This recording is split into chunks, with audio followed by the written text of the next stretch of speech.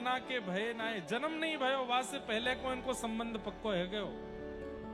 लेकिन ये प्रकट रूप में सब जगह सार्वजनिक कथाओं में विवाह का प्रसंग नहीं है, ये केवल रसिकों के लिए रखा गया। इसलिए कहीं कहीं गर्ग संहिता आदियों में भगवान के विवाह का किशोरी जी के साथ प्रसंग बताया गया। ये नित्य एक हैं, हमारे नित्य किशोर अजन्मा, बिहरत एक प्राण दो तन्मा। हमारी हरिदास परंपरा में कहते हैं कि प्रिया प्रियतम तो सदा सदा से एक हैं। ये कोई द्वापर में जन्म हुआ उसके बाद से इनकी प्रसिद्धि नहीं। गोलोक धाम नित्य है और वहां नित्य गोलोक धाम में प्रिया प्रियतम नित्य विहार करते हैं, नित्य एक दूसरे के संग रहते हैं। और इस नित्य केली का अनुभव पहली बार इस द्वापर युग में ठाकुर जी ने कराया। नहीं तो ये नित्य केली केवल और केवल रसिकों के लिए और महादेव सरी के कुछ देवताओं के लिए थी बस। और कोई इस नित्य प्रिया प्रियतम की केली को देख नहीं सकता था।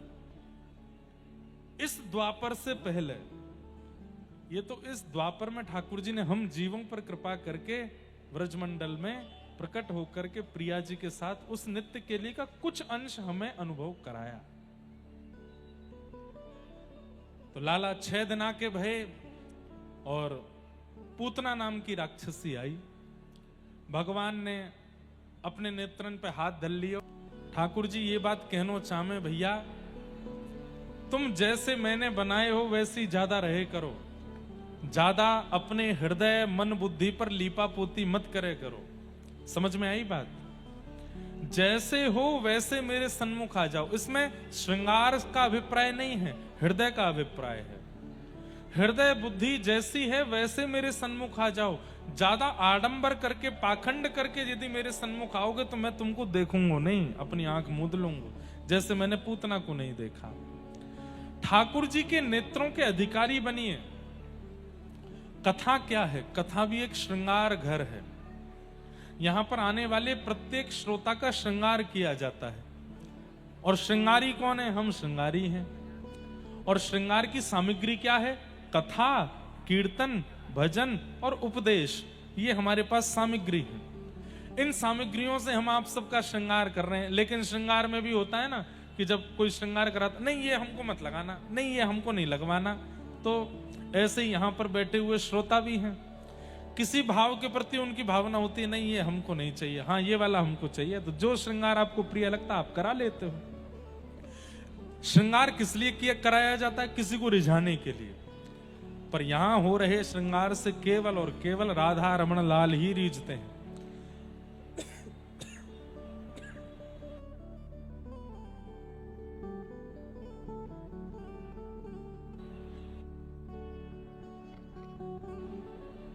और कोई नहीं रीझता है। लेकिन कई लोग हैं वो श्रृंगार ही नहीं कराते। वो श्रृंगार घर में आकर के जैसे आए थे वैसे ही चले जाते हैं। तो फिर सब लोग टोकते हैं उनको, अरे भाई तू श्रृंगार घर में जाकर के भी अपना श्रृंगार करा के नहीं आया। तो यहां हजारों लोग आ रहे हैं पर सबका श्रृंगार नहीं हो रहा, किसी किसी का। या तो मैं आसानी तो पकड़ू ना हूं और एक बार जाकू पकड़ लूं फिर वाकू ठिकाने लगा के छोड़ू। मौसी जी रो मत। 6 दिन के बालक जब बोलने लगे, पूतना बोली, अरे बालक बोलता है, छोटा सा बालक बोलता है।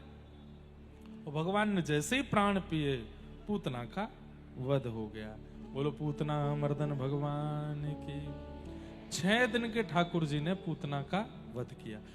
एक बहुत सुंदर कारण हमारे पूज्य पिताजी बताते हैं कि ठाकुर जी ने नेत्र बंद करके महादेव को याद किया। क्यों? महादेव, हम तो दूध घी दही मक्खन पीवे खावे आए हैं, पर ये मौसी देखो हमको जन्म लेती विष पिवावे आई है। अब विष पीवे को अधिकार और विष पीवे का अभ्यास हमारे पास तो है नहीं। इसलिए हे महादेव, आप मेरे कंठ में आकर के बैठ जाओ और मैं जैसे ही आपको पयोधर पीऊंगो, वह पयोधर में से जितनों भी विष तत्व है वो आप पी लियो, दूध दूध में पी जाऊंगो। या हमारे ठाकुर जी ने महादेव को स्मरण किया। अद्भुत लीलाएं हैं ठाकुर जी की। पूतना का वध किया, जोर की आवाज हुई, ब्रजवासी बोले कहां भयो? तो जाके देखी नंद भवन की पीछे की दीवार टूटी पड़ी और विशाल विकराल पूतना पड़ी है। सब लोग पहले नंद भवन के भीतर गए, लाला कहां है? ना पलना में है, ना बिस्तर पे, ना यशोदा मैया के पास। जैसे ही सबने झांक करके देखी तो पूतना के ऊपर ठाकुर जी लेटे। दौड़ करके सबने ऊपर से ठाकुर जी उठाए। अब इसमें भी हमारे नाना जी बड़ी सुंदर बात बताते, बोले लाला ठाकुर जी की, जैसे मैंने एक प्रश्न किया था, ठाकुर जी राक्षसों को प्रधानता देते हैं कि भक्तों को? बताओ, भक्तों को। सब यही उत्तर दोगे। तो फिर पूतना के लिए वीवीआईपी ट्रीटमेंट, उसको अंदर तक बुला लिया, पलना तक आ गई वो, उसकी गोद में भी चले गए, और जो सुख किसी को नहीं दिया उसका पयोधर भी पी लिया। क्यों? तो ये मैंने प्रश्न नाना जी से किया, तो हमारे नाना जी ने इतना सुंदर उत्तर दिया कि आप सुन के आनंदित हो जाओगे। हमारे नाना जी बोले लाला देख, ठाकुर जी जब प्रकट भये तो 6 दिना के अंदर लगभग ब्रजवासी ने लाला के दर्शन कर लिए, लाइन लगा के सबने देख लिए। गुस्सा है गई कौन? गौशाला की सबरी गैया। बोले जबरदस्ती अपनो नाम धर रखो, गौ ब्राह्मण प्रतिपालक श्री कृष्ण। अरे काय बात के गौ ब्राह्मण प्रतिपालक? 6 दिन है गए जन्म लिए और अभी तक गौशाला में हमको दर्शन देवे नहीं आए हैं। हम गैया हैं, हमारे खुर हैं, 4-4 पांव हैं, हमको कोई भीतर नंद भवन में तो लेके जावे को नहीं। हम यहाँ बंदी भई हैं गौशाला में, और चारों धर दियो गए, और ये चराती रहो और दूध निकाल के लाला को अभिषेक करती रहो। काय बात को करें? लाला अनेक नेत्रन को तो दिखे, एक बार आके हमारा स्पर्श कर जाए, कहा बुराई है? अरे हमारे काज पृथ्वी पर आयो तो हमते आके मिलना चाहिए सबसे पहले। सो ठाकुर जी के पास ये पुकार गैयान की पहुंच गई। ठाकुर जी बोले अभी मैं 6 दिना को हूं, कहीं चल के बाहर आ गया तो सबरे ब्रजवासी डर के भाग जाएंगे। 6 दिना को लाला चलन लगो। सामर्थ्य तो पूरी है मुंह में, लेकिन मुंह को पूर्ण रूपेण लाला जैसी लीला करनी है, तो मैं चलूंगा नहीं, फिरूंगा नहीं, लेकिन गैयान को दर्शन कैसे दूं? तो ठाकुर जी बोले रुक जाओ, एक लंबी नसैनी मंगाऊं। अभी नसैनी समझे? एक लंबी सीढ़ी मंगाऊं, बाप पे चढ़ के तुम सबन को दर्शन कराऊंगा। बोले कैसे? तो 6 दिना के ठाकुर जी ने पूतना को इतनो वीवीआईपी ट्रीटमेंट दियो, भीतर तक बुलाए लगी। क्योंकि ठाकुर जी जानते हैं कि अपने रूप में आएगी तो ये लंबी हो जाएगी, और या के पयोधर पर लटको लटको मैं भी ऊपर पहुंच जाऊंगा तो सबरी गैयान को मेरो दर्शन है जाएगा। जितनी गैया हैं सब मेरो दर्शन कर लेंगे। गैया लगे अति प्यारी, जग पालन हारी, गैया लगे। देवे के काजे ठाकुर जी ने पूतना को माध्यम बनायो। इसलिए कहीं भी किसी भी लीला में किसी राक्षस को प्रधानता ठाकुर जी दे रहे नहीं, अंतरंग रूप से किसी ना किसी भक्त के ऊपर कृपा कर रहे हैं, उसके द्वारा भी भक्तों के लिए ही आए हैं वो। जैसे ही पूतना के ऊपर से ठाकुर जी उठाए तो गैया व्याकुल है गई, ठाकुर जी को दूर से देखो है, इच्छा मन में है लगी कि हम पास से न देख लें। सो ठाकुर जी ने एक और लीला कर दी। कैसे? जैसे ही ठाकुर जी पूतना की गोद से उठाए तो सब गोपी बोली अरे 6 दिना को लाला ये राक्षसी आए गई, और याने आए करके कहीं कोई अला बला लाला पे टोना टोट का नाय कर दियो हो, कहा करें कहा करें। तो सबरी ब्रजवासी गोपी बोली लाला को लेके गौशाला चलो, गौमूत्र से स्नान करावेंगी, गौ गोबर या के आंगन पे लगावेंगी, और गैया की पूंछते या को झाड़ो लगा देंगी, सोई सबरी अला बला निकल जाएंगी। ठाकुर जी मंद मंद मुस्का रहे हैं, अब तो खुश हो गैयाओं, तुम्हारे पास ही आ रहा हूं। सोई सबरी गोपी लेकर के ठाकुर जी को गौशाला गई। गौमूत्रेण स्नापित्वा पुनर्गौरज सार्भकम, गौमूत्र से ठाकुर जी को स्नान कराया। रक्षाम चक्रुश्च सक्रता द्वादशांगे सुनाम भी, भगवान को गैया की पूंछ से झाड़ा लगाया। ये एक ये टोना टोटका नहीं है, ठाकुर जी की अलावला को दूर करने के लिए यशोदा मैया का एक उपचार है। आज की माताएं भी कर सकती हैं।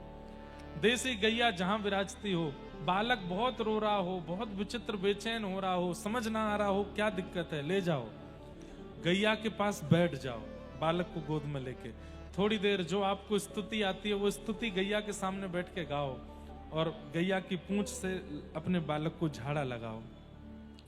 गैया की चरण रज लेकर के लाला के 12 अंगों पे लगाओ, 12 अंगों पे लगाओ और 12 अंगों पर लगा करके थोड़ा सा गौमूत्र और गौ गोबर का मिश्रण लेकर के हल्का सा टीका उसके माथे पर लगा दो और ये सब सामग्रियां घर ले जाओ।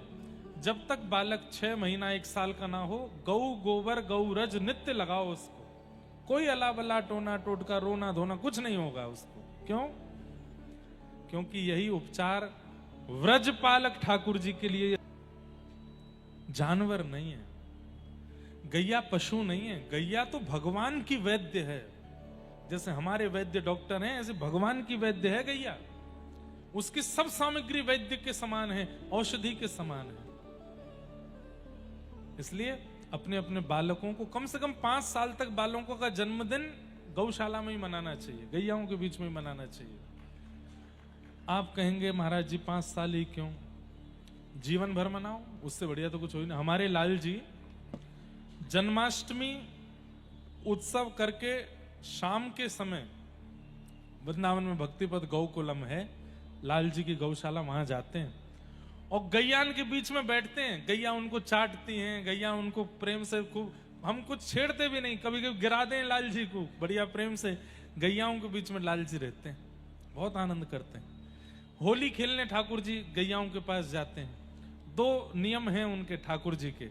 एक तो 3 नियम है, गोपाष्टमी, जन्माष्टमी और होली। 3 दिन लाल जी गौशाला जाते हैं, गैयाओं के बीच में ही रहते हैं। इसलिए अपने अपने बालकों को भी गौशाला ले जाया करो। इस प्रकार भगवान ने पूतना का वध किया। आगे भगवान का पलना महोत्सव हुआ और इसी बीच करवट महोत्सव मना। पहली करवट ली लाल जी ने 3 महीना के जब भये। करवट लेते ही पूरे ब्रजमंडल में नगाड़े बजन लगे, लाला ने करवट ले ली, लाला ने करवट ले ली, बधाई हो। ब्रजवासी इकट्ठे है गए। लाल जी को मैया ले जाकर के एकांत में बैलगाड़ी के नीचे कपड़ा को झूला बना के वहां में सुवाए दें। इतने ब्रजवासी आ गए, लाला को छेड़ हैं, चैन ते सो जाएगो। लाल जी जैसे थोड़ी देर झूलते झूलते सोए, यशोदा मैया उठ के वहां से चली गई। लाल जी ने तुरंत आंख खोल करके देखी, अच्छा मैया, बड़े बड़े योगी तपी जपीन को मैं मिलूं ना हूं और तो पे कृपा करके मैं तेरे पास आया, तुम को अकेलो छोड़ के चली गई। ठाकुर जी कभी नहीं चाहते कि हम उनसे दूर जाएं, सदा उनके पास रहें, ये उनको अति प्रिय लगता है। हर किसी के लिए नहीं, जो प्रेम लक्षण भक्ति करते हैं उनको ठाकुर जी कभी नहीं चाहते कि ये मुझसे दूर जाएं। कई लोग वृंदावन से वापस आने में जब रोते हैं ना, वो नहीं रो रहे हैं, ठाकुर जी भावुक हो रहे हैं। ठाकुर जी कह रहे हैं मत जाओ, यहीं रह जाओ, हमारे पास ही रह जाओ, हमसे दूर मत जाओ। बहुत प्रिय लगता है ठाकुर जी को अपने भक्तों को देखते रहना। रोज नए नए वस्त्र पहन के श्रृंगार करके टिपटॉप बन के तैयार होते हैं बिहारी जी, राधा वल्लभ जी, राधा रमन जी। किसके लिए? आप सबको देखने के लिए। अरे हम लोगों में भी आलस्य आ जाता है तो पुराने वस्त्र दोबारा पहन लेते हैं। हमारे ठाकुर जी पुराने वस्त्र कभी नहीं पहनते, रोज नए वस्त्र पहनते। क्यों? आज मेरो वो एक सेवक आ रहा है, वाकू दर्शन देनो मुको। कितना प्रेम करते हैं ठाकुर जी, बहुत प्रेम करते हैं। इसलिए उनके प्रेम को स्वीकार किया करो। यशोदा मैया जैसे ही उठ के दूर गई, ठाकुर जी बोले अच्छा मैया तुम होते दूर जा रही है, अभी बताऊं। अब इसमें मान लो कि ठाकुर जी को पता था, या ये भी मान लो कि नहीं पता था। ठाकुर जी ने तो मैया को बुलाने के लिए क्रिया की। क्या? बैलगाड़ी पर लंबा पैर किया और लंबा पैर करके भगवान ने, और जैसी बैलगाड़ी से छुपाया पीछे करके तक के मारी, सो बैलगाड़ी 3 बार आकाश में घूम करके नीचे गिर गई। उसी समय सक्टासुर नाम का एक दैत्य आया था और उसी बैलगाड़ी के ऊपर आके बैठा था। भगवान ने तो बैलगाड़ी घेरी की आवाज होगी तो मैया लौट के आ जाएगी, लेकिन उसी बीच सक्टासुर नाम के दैत्य का भी वध हो गया। बोलो सक्टासुर मर्दन भगवान की। सोचिए बंधुओं, एक बात बोलूं, ठाकुर जी की माया बड़ी अद्भुत है। शास्त्री जी अनुज जी को भेजो। ठाकुर जी की माया बड़ी अद्भुत है। और वो अद्भुत माया कैसी है कि एक बार मार्कंडेय ऋषि का नाम सुना है? मार्कंडेय ऋषि ने भगवान से क्या प्रार्थना की कि मुझे आपकी माया का दर्शन करना है। ठाकुर जी बोले भैया कैसे, तुमको तो 5 साल का जीवन था बस मार्कंडेय ऋषि का। महादेव की कृपा से, बड़ी अच्छी कथा है मार्कंडेय ऋषि की। मार्कंडेय ऋषि एक काशी के ब्राह्मण के यहाँ आपका जन्म हुआ, तो काशी के ब्राह्मण ने तप करके महादेव को प्रसन्न किया। महादेव प्रसन्न होकर के बोले वरदान मांगो। बोले एक पुत्र दे दीजिए। तो महादेव बोले कुपुत्र दें कि सुपुत्र दें? बोले ये कैसा प्रश्न है? बोले कुपुत्र देंगे उसकी आयु तो लंबी होगी लेकिन परेशान बहुत करेगा, और सुपुत्र सुख तो बहुत देगा लेकिन अल्प आयु में चला जाएगा। तो ब्राह्मण देवता बोले भगवान कुपुत्र मत दो, सुपुत्र ही दे दो, अल्प सुख ही ले लेंगे हम। तो महादेव ने मार्कंडेय ऋषि के रूप में बालक उनको प्रदान किए और कह दिया ये बालक केवल 5 वर्ष जिएगा। ब्राह्मण देव तो सुनकर अरे जय जय ये क्या किया, 5 वर्ष का जन्म बस? बोले बस यही है। महादेव अंतर ध्यान हो गए। अब वो उस बालक को लेकर के हर संत के पास जामे, उनके चरणों में प्रणाम करें, आप आशीर्वाद दो, दीर्घायु हो, दीर्घायु हो। सब लोग ध्यान से सुनो, इधर देखो, दीर्घायु हो। एक बार काशी की गलियों में लेकर के ब्राह्मण अपने बालक को घूम रहे थे, तब सप्तऋषि आए। सप्तऋषि कौन है? महादेव के प्रथम 7 शिष्य ही सप्तऋषि हैं। अचानक से वे सप्तऋषि आ गए और ब्राह्मण देवता ने अपने बालक को उनके चरणों में बोले आप इसको आशीर्वाद दो। वो बालक प्रणाम करने में इतना निपुण हो गया था, 2-3 साल की उसकी उम्र हो गई थी। वो प्रणाम इतना अद्भुत करता था कि जो संत जन होते थे उससे प्रभावित हो जाते थे। सप्त ऋषियों ने आशीर्वाद दिया, दीर्घायु भव। तो ब्राह्मण देव बोले भगवान, अच्छा वो ब्राह्मण क्या करते थे, जब आशीर्वाद देते थे उसके बाद बताते थे कि महादेव ने इसको केवल 5 वर्ष जीने का आज्ञा की है और आपने दीर्घायु कर दिया, अब आप संभालो इसको, दीर्घायु होनी चाहिए। सप्तऋषि बोले तुमने तो हमको फंसा दिया, महादेव ने इसको 5 साल जीने की आज्ञा दी, हमने इसको दीर्घायु कर दिया, अब क्या करें? बोले मैं नहीं जानता, 2 साल और बचे, इसके 3 साल का है, अब आप ही बचाओ, नहीं तो आपका आशीर्वाद विफल हो जाएगा।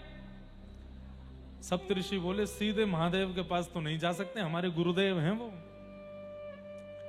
तो उस बालक को लेके ब्रह्मा जी के पास गए और बालक से कहा ब्रह्मा जी को लंबी दंडौत करना और जैसे तुम करते हो वैसे ही करना। गोल मटोल बढ़िया सुंदर स्वरूप था। ब्रह्मा जी को जाकर के आहा ऐसे दंडौत करें, फिर उठें, फिर दंडौत करें, फिर कभी नासिका से दंडौत करें, कभी एक पैर पे एक पैर रख के दंडौत करें। ब्रह्मा जी इतने खुश हो गए, अरे अरे अरे वाह वाह वाह, बड़ा प्यारा लाला है, दीर्घायु भव। सुनो, सप्तऋषि बोले अब हमारा कंटक कटा, अब तुम जानो। ब्रह्मा जी बोले मतलब? बोले इस बालक को 5 वर्ष जीने की आज्ञा महादेव ने दी है, हमको भी ऐसे प्रणाम किया था तो हमने इसको दीर्घायु भव ऐसा आशीर्वाद दिया कि भाई खूब बढ़िया लंबी आयु जियो, दूधो नाओ पूतो फलो। अब दूधो नाओ पूतो तो तभी फलेगो जब लंबी आयु जिएगो।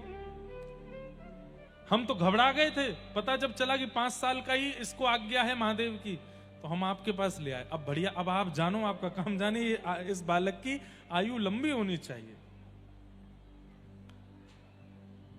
ब्रह्मा जी बोले क्या करें? तो ब्रह्मा जी उस बालक को लेके सीधे महादेव के पास गए और महादेव के चरणों में और बढ़िया बोले ऐसे ही प्रणाम करना, इधर देखो, इधर देखो, यहां देखो, ऐसे ही प्रणाम करना। जैसे ही उस बालक ने प्रणाम किया, महादेव भी देख करके प्रसन्न हो रहे हैं, वाह, और इधर आओ, बहुत बढ़िया, प्यारा लाला, दीर्घायु भव। ब्रह्मा जी बोले सप्तऋषियों खुश हो जाओ, मैं भी खुश हूं, जिसने वरदान दिया उसी ने आशीर्वाद दे दिया। महादेव बोले क्या हुआ? बोले ये वही बालक है काशी के ब्राह्मण का जिसको आपने 5 साल जीने की आज्ञा दी थी। ब्रह्मा जी मंद मंद मुस्काने लगे। महादेव बोले कोई बात नहीं। ब्राह्मण को बुलाया, बोले ले जाओ बालक को। बोले महाराज वो 5 वर्ष वाला जो आप बताए थे, बोले नहीं होगा।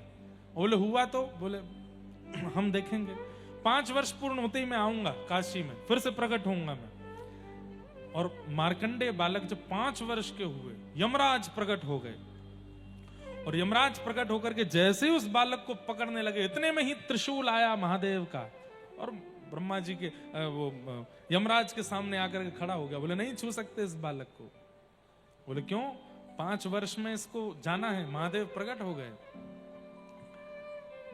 बोले भगवान आपने ही प्रथम वाक्य दिया है कि ये 5 वर्ष में जाएगा, और ये हमारे देव समाज का नियम है कि पहली बात पहले पूरी होगी, दूसरी बात बाद में। तो पहली बात है कि 5 वर्ष में इसको जाना है, तो वो तो पहले होगा। अब आपने इसको वरदान दिया, आशीर्वाद दिया, वो मैं नहीं जानता। महादेव बोले सुनो, हमारे सामने बैठो। बैठ गए। बोले मानवों के 5 वर्ष और ब्रह्मा के 5 वर्ष और हमारे 5 वर्ष और नारायण के 5 वर्षों में अंतर होता है। हमारे 5 वर्ष कैसे होते हैं? आज 1 साल, 2 साल, 3 साल, 4 साल, 365 दिन 1 साल के 5 बार अगर हम कर लें तो हमारे 5 साल हो जाएंगे। लेकिन ब्रह्मा जी का 5 साल ऐसा नहीं है। ब्रह्मा जी का 5 साल कैसा है? सतयुग त्रेता द्वापर कलयुग, सतयुग त्रेता द्वापर कलयुग, सतयुग त्रेता द्वापर कलयुग, सतयुग त्रेता द्वापर कलयुग। जब 71 टाइम्स बीत जाएगा तब ब्रह्मा जी का 1 दिन होगा। ऐसे ब्रह्मा जी के 5 साल, ऐसे ब्रह्मा जी भी जब 100 साल जीते हैं तब महादेव का 1 दिन होता है। तो महादेव बोले हमारे 5 साल के अनुसार तो ये बालक कब तक जीवित रहेगा यमराज, आप इसको लेकर के नहीं जा सकते। हमारे 5 साल तक ये बालक रहेगा। इसलिए मार्कंडेय ऋषि आज भी चिरंजीवी हैं, आज भी जीवित हैं। भगवान की माया कैसी, मैं इस विषय पे बोल रहा था। तो मार्कंडेय ऋषि ने भगवान से कहा कि मुझे अपनी माया दिखाओ। तो ठाकुर जी ने कैसे माया दिखाई? मार्कंडेय ऋषि अपने आश्रम पर बैठ करके हवन कर रहे थे, ओम भू स्वाहा। और जैसे ही समिधा छोड़ी उसी समय उनके नेत्रबंद हुए। और नेत्रबंद होते ही आश्रम तो अंतर ध्यान होगा, सामने से लंबी चौड़ी लहरें आ रही हैं, समुद्र में तूफान आ रहा है, प्रलयकालीन समुद्र हो रहा है, आकाश से हाथी के सूंड के समान बूंदें गिर रही हैं, पृथ्वी चटक चटक करके जगह जगह से प्रलयकालीन समुद्र में डूबती जा रही है। सब नष्ट हो गया। एक लहर देखी जो हिमालय की सबसे ऊंची चोटी के ऊपर से आ रही है, पूरा पृथ्वी प्रलयकालीन समुद्र में डूब गई। लेकिन तभी क्या देखते हैं, सब मर गए, अकेले मार्कंडेय ऋषि बचे हैं। तभी एक वट वृक्ष का पत्र बहता हुआ आया और उस पर नन्हे से गोपाल जी अपने पैर के अंगूठा को पी रहे हैं। करार बिंदेन पदार बिंदम मुखार बिंदे विनिवेशयन्तम वटस्य पत्रस्य पुटे शयानम बालम मुकुंदम मनसा स्मरामि। श्री कृष्ण गोविंद हरे मुरारे नाथेति नामानि मुहुर्वदन्ति। हे नाथ नारायण वासुदेव जिह्वे पिबस्वामृतमेतदेव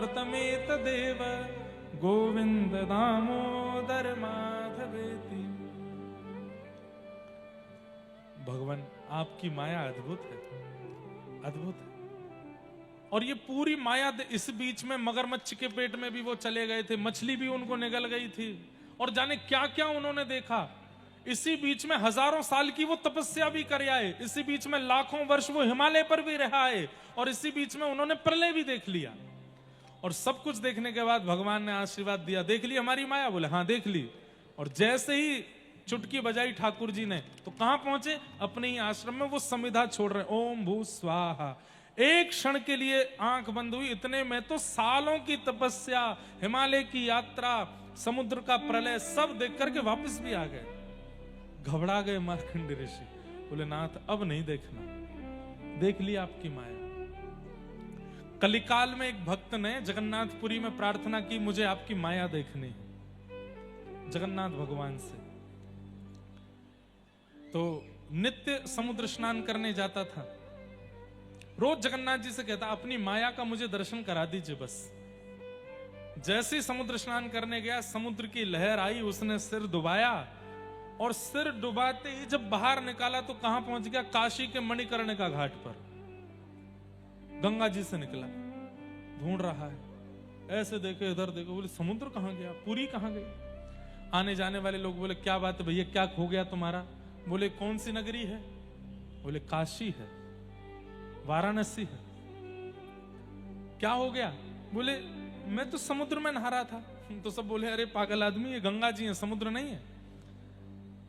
उन्होंने मन में सोचा कि अगर मैं इनको पूरी बात बताऊंगा कि मैं समुद्र में नहा रहा था, वहां से यहां आ गया, और पागल बोलेंगे, शांत रहने में भला ये देखूं तो सही हो क्या रहा है।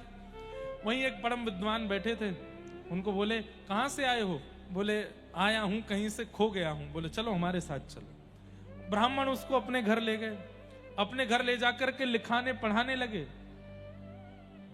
60 वर्ष की उनकी अवस्था थी। 60 वर्ष की अवस्था में वो ब्राह्मण जो उनको लेकर के गए, उन्होंने एक दिन उनसे निवेदन किया, क्या कि तुम हमको योग्य लगते हो, हमारी पुत्री वो भी अब विवाहिता है, उससे तुम ब्याह कर लो। और उस ब्राह्मण की कन्या से उसका ब्याह हो गया। ब्याह के बाद बालक हो गए, बालकों के ब्याह हो गए, ब्याह होकर के बालकों के भी बालक हो गए, नाती पोता सब जन्म ले लिए।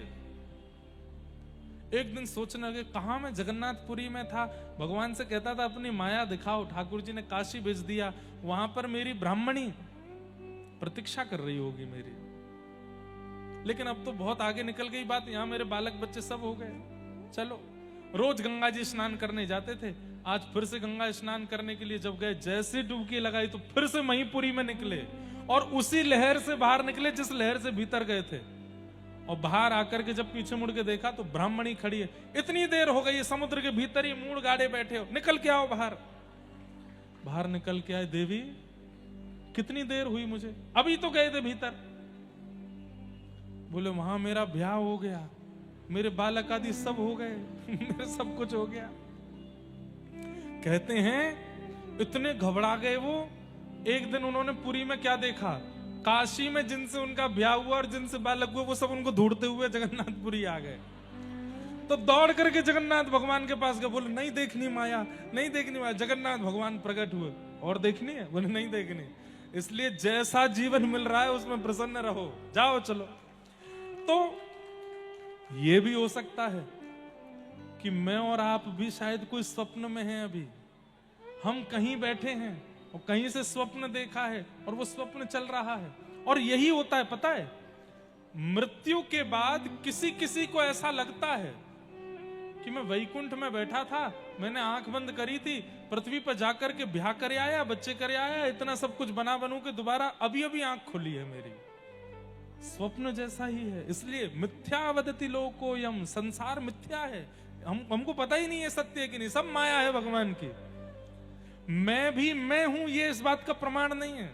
मैं शायद कोई और हो सकता हूं, कहीं और का हूं, ठाकुर जी की माया के कारण यहां घूम रहा हूं। अब ज्यादा इसमें पढ़ना नहीं तो सबको वैराग्य आ जाएगा, लेकिन ये सब माया है। ठाकुर जी की माया बड़ी विचित्र। सक्टासुर का भगवान ने वध किया। सक्टासुर के वध के बाद धीरे धीरे ठाकुर जी 1 साल के हुए, भगवान का नामकरण संस्कार हुआ। 1 वर्ष के लाला हुए, नामकरण हुआ ठाकुर जी का कृष्ण। गर्गाचार्य जी ने आकर के भगवान का नाम कृष्ण रखा। धीरे धीरे लाला बड़े हुए, चोरी करने लगे हैं। अब 3 वर्ष के ठाकुर जी हो गए। एक संस्था बनाई है, बाल गोपाल चौर प्रचार प्रसार मंडल। और इनका काम क्या है? बोले घर घर गोपियों के जाते हैं और वहां से जाकर के चोरी करके आते हैं। क्यों करते हैं चोरी? क्योंकि ब्रजवासी इन सबके ऊपर कंस ने एक कर लगा रखा है कि कोई भी व्यक्ति अपने घर में अधिक संख्या में दूध, घी, दही, मक्खन नहीं रख सकता, सबको मथुरा भेजना पड़ता है। इसलिए ठाकुर जी ने मन में विचार किया कि कंस के पास जावे उससे अच्छा हम ही चुरा के खा जाएंगे। सब ब्रजवासियों के साथ जाकर के ठाकुर जी चोरी कर करके खा जाते हैं। ऐसी मधुर लीला वृंदावन में कर रहे हैं। एक दिन मैया की मटकी फोड़ दी, सो मैया ने ठाकुर जी को ऊखल से बांध दिया। भगवान खिसक खिसक करके गए, 2 वृक्षों के बीच से जब निकले, 2 वृक्षों का स्पर्श होते ही नल कुंवर मणिग्रीव प्रकट हो गए। भगवान की स्तुति गाई, भगवान ने उनको मुक्त किया। 2 वृक्षों को लाला के इर्द गिर्द गिरा हुआ देख करके यशोदा मैया ने निर्णय ले लिया कि अब हम गोकुल में नहीं रहेंगे, और सब ब्रजवासी वृंदावन को चले गए। वनम वृंदावनम नाम पशव्यम नवकाननम गोप गोपी गवाम सेव्यम पुण्याद्री तृणवीरुधम। अच्छा, एक बात हम आपको बता दें, आवश्यक जानकारी। अंतिम दिन की कथा यानी कि 6 तारीख को, आज कौन सी तारीख है? 4, कल 5, परसों 6, मतलब परसों की जो कथा है वो सुबह होगी, और सुबह का समय भी 9 बजे से है। ज्यादा देर नहीं करेंगे, बहुत गर्मी हो जाती है, और सुबह 9 बजे से 11, साढ़े 11 बजे तक कथा करेंगे, ताकि सब लोग कथा सुन के, और अंतिम दिन की कथा में आना ही अनिवार्य है, क्योंकि पूरे 7 दिन की कथा का जो पूर्ण फल है वो अंतिम दिन ही मिलता है। इसलिए पुरुषोत्तम मास का पावन अवसर, अंतिम दिन आप सब लोग सुबह 8 बजे तक आ जाना। 9 बजे कथा प्रारंभ होगी, ठीक 11, साढ़े 11 विश्राम हो जाएगी। 2-2.5 घंटे कथा होगी, क्योंकि दोपहर में 12 बजे के बाद बहुत तेज गर्मी हो जाती है। सुबह भी गर्मी रहती है, लेकिन सुबह के सत्र में कथा होगी। फिर 7 तारीख से वृंदावन में कथा है, और वहां भी कथा का समय सुबह ही है, वहां 10 बजे से, लेकिन एसी हॉल है फोगला आश्रम, इसलिए वहां सुबह कर सकते हैं। 7 और 8 2 दिन केवल कथा है। 9 तारीख से नित्य गिरधर लाल जी के संध्या के उत्सव हैं। नौका विहार, जल विहार, रथ यात्रा, चंदन यात्रा आदि आदि ठाकुर जी के मधुर उत्सव हैं, तो उनका भी दर्शन करने के लिए वृंदावन उपस्थित हो सकते हैं। 13 या 14 तारीख को पुरुषोत्तम मास विश्राम होगा। तब तक खूब नाम जप कीजिए, खूब भजन कीजिए, खूब कथाएं श्रवण कीजिए, खूब ठाकुर जी के उत्सव कीजिए। अभी अंतिम दिन चल रहे हैं, अब 3 साल बाद पुरुषोत्तम मास आएगा, इसलिए खूब आनंद से उत्सव कीजिएगा, कथा सुनिएगा, खूब जप कीजिएगा, और अंतिम दिन सुबह आइएगा। मधुर भगवान की कई लीलाएं हैं, परंतु हम समस्त उन लीलाओं का स्मरण अभी एक साथ करेंगे तो बहुत समय लगे, इसलिए हम गोवर्धन उत्सव करके कल और वृंदावन व्रज लीलाओं का स्मरण करेंगे। व्रज की कथा है, पुरुषोत्तम मास की कथा है, तो ज्यादा कंस और मथुरा की लीलाओं का स्मरण ना करके व्रज लीलाओं का स्मरण ज्यादा करेंगे। सब ब्रजवासी मिलकर के इंद्र की पूजा करते हैं। ठाकुर जी ने जाकर के सब ब्रजवासियों को समझाया, बोले एक इंद्र की पूजा करते हो, और भी देवी देवता हैं, उनकी पूजा करो। बोले लाला 33 कोटि देवता हैं, सबकी पूजा करेंगे तो हम तो ऐसे ही बूढ़े रह जाएंगे।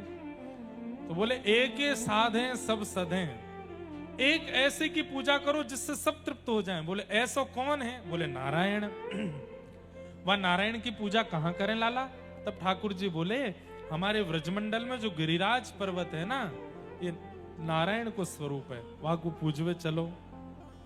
सब ब्रजवासी लाला की बात मान करके श्री गिरिराज पूजन करवे के काजे जा रहे हैं।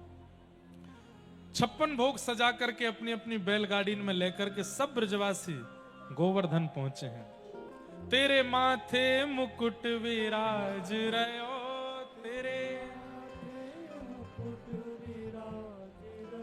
हो तेरे माथे मुकुट विराज रहो,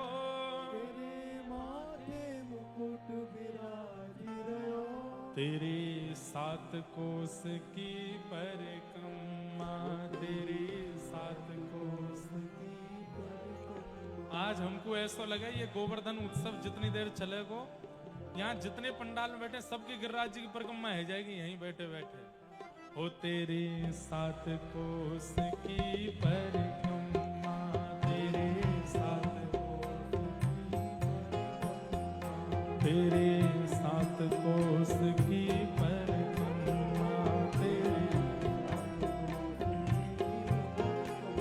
ओ चकलेश्वर चकलेश्वर चकलेश्वर है विश्राम, विश्राम, तेरे माथे मुकुट विराज, ओ चंद्रेश्वर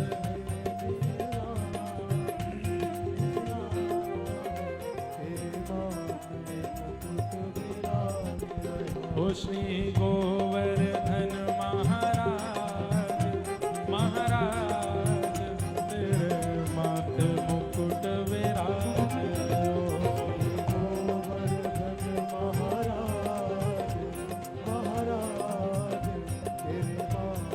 भाव से हो तो पे पान चढ़े, तो पे फूल चढ़े, तो पे पान चढ़े, तो पे फूल चढ़े, तो पे पान चढ़े, तो पे फूल चढ़े, तो पे पान चढ़े, तो पे फूल चढ़े, हो तो पे पान चढ़े, तो पे फूल चढ़े, हो तो पे पान चढ़े, तो पे फूल चढ़े, तो पे चढ़े, तो पे चढ़े, वो तो पे चढ़े दूध की धार, आधार तेरे माथे मुकुट विराज, वो तो पे चढ़े दूध की धार,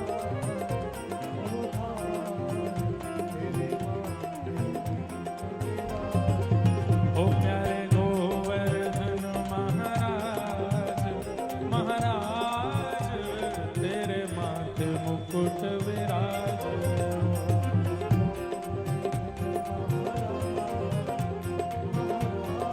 बोल गिरिराज धरण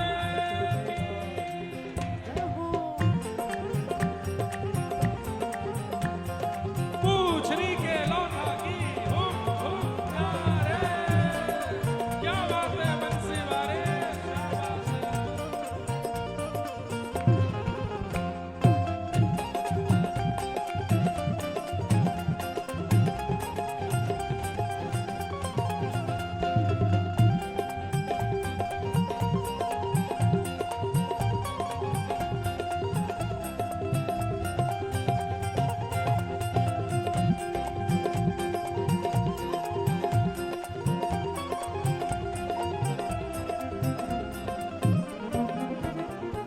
तेरी थोड़ी पे हो तेरे माथे बिंदा रोरी को, तेरे माथे बिंदा रोरी को, ओ तेरे माथे बिंदा रोरी को, तेरे माथे हाँ तेरे माथे बिंदा रोरी को, तेरे और थोड़ी पे, और थोड़ी पे, और थोड़ी पे हीरा लाल, आला तेरे, और थोड़ी पे हीरा लाल, आला तेरे माथे मुकुट, ओ प्यारे